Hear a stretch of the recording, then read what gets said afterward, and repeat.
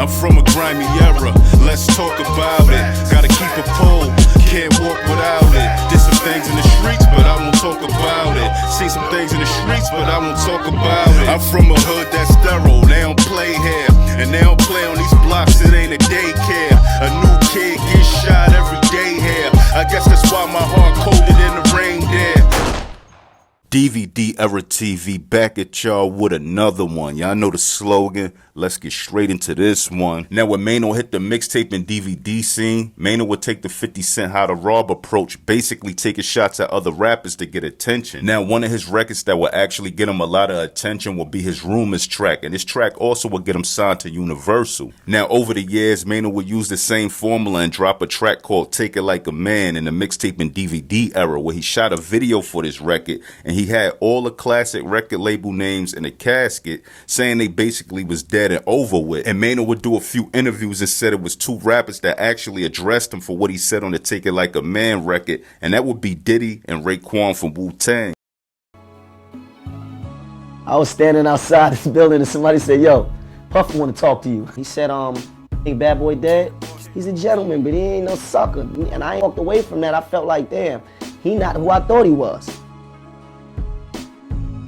Raekwon would call in through somebody that we both was mutual friends. We got over it. Me and him is great friends to this day. That's my brother. Raekwon addressed me. He put a call in. He told me his piece. I told him my piece. Now Maino and Raekwon have put their differences behind them and even worked on music together for It to the Top, Bet That, and Rilla.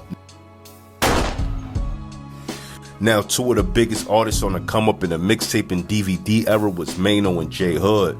Maino just came home from prison, dropping freestyles and songs on mixtapes, making him one of the most well-known artists in the DVD era. And J Hood being part of the Lox D-Block group and record label, influencing a gang of teenage rappers to pursue their rap careers. Now, being that these was two of the biggest artists from New York in the mixtape and DVD era, you'd think that they'd see eye to eye and make music together, but that wasn't the case. Now, according to J Hood, after leaving the MTV Making a Band party as he was on his way to his ride, he'll be approached by Maino. Maino would introduce himself and ask him if he heard of him, being that they were on several of the same mixtapes at the time, but J Hood would tell Maino he never heard of him. Now these two would still manage to exchange numbers after Maino suggested that it would be a good look if they did a track together. Even though they exchanged numbers, they'll never reach out to each other and keep in touch. Now, according to J Hood, he'll run into Maino at the Lox EP party release at Webster Hall, where he'll run into Maino and these two will speak and say what up to each other. A few days later, Maino will post a picture of J Hood on his Instagram with a caption saying,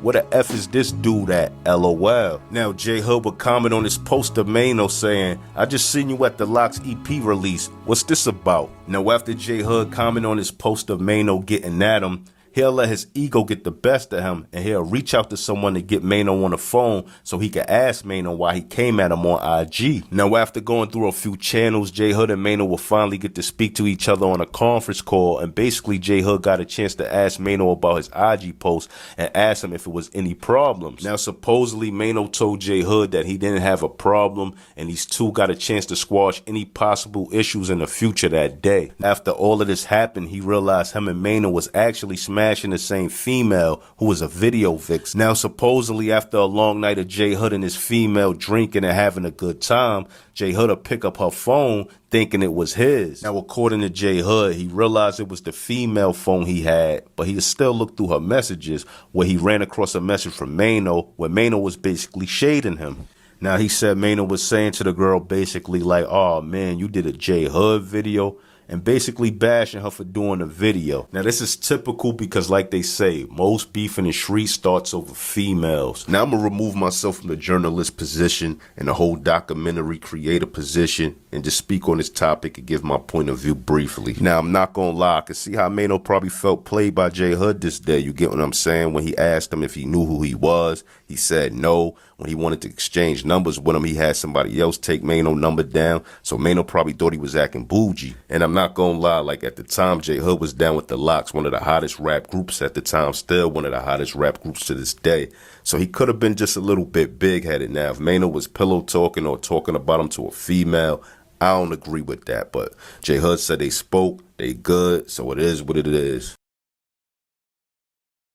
Now, that wouldn't be the only rappers that addressed him or confronted him. He actually says Styles P of the Locks had confronted him for taking shots at Jadakiss. Now, according to Maino, he says him and Red Cafe went to D Block Studios and Styles P would confront him about lyrics that he aimed at Jadakiss. Now, according to Maino, he says the lyrics that Styles P was talking about where he took shots at Jadakiss was on his Troublemaker record. But on Troublemaker, he really didn't come at Jadakiss. He really aimed them shots at 50, if anybody. Me and Red Cafe went to the studio. He said, yo, look, you got a problem with Kiss?